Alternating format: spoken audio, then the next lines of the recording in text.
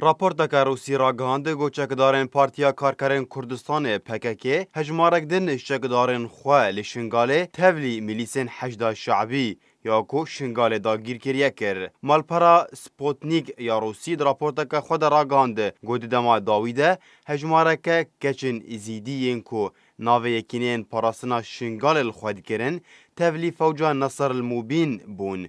گونافبوری بشکن اشتقدارن میلیسن حشد شعبی لشنگاله. سعید حسن فرمانده فوجا نصر الموبین یه حشد شعبی گوبریانها فرمانده گشتی یه چکدارن بناوی یکینین پاراسنا شنگاله بو تولیبونا هجمارک چکدارن خود ناوا رفن حشد شعبی جه اجانسا سپوتنیک را راگهانده.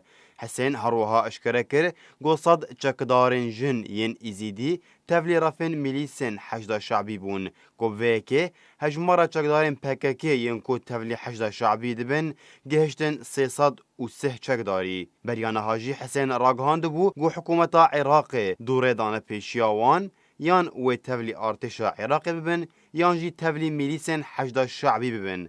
لو ما وان حشد شعبی هل بجارد و دوی دمه ده 230 چکدارن PKK دناوانده 14 جن هبون تولی حشد شعبی بون. حسین دداویا اخافتنا خود اشکره کربو گو هجمارا چکدارن وان ین کول شنگال دمینن در دورا 3000 چکداری نه.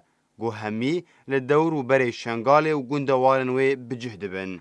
دماغو چکدارن PKK در باسی شنگاله بون سلوگانن پاراسنا شنگاله و خلکن و بلند کربون. لی هر دم دهات دیار کرن گو آخافتن وان به تنه پروپاگاندای دا کو خلکی نزیکی خوب کن. لی ایریشا چکدارن حشد شعبی لسر هزن پیشمرگه لشنگاله و مانا چکدارن PKK لشنگاله و تولیبونا و دناوا حشده ده نیشانا و که دا گو چکدارن نافبوری به تنه برجواندین خوب ریفد بن و تجاران گرنگی نادن کرد و کردستان و ملتی وی.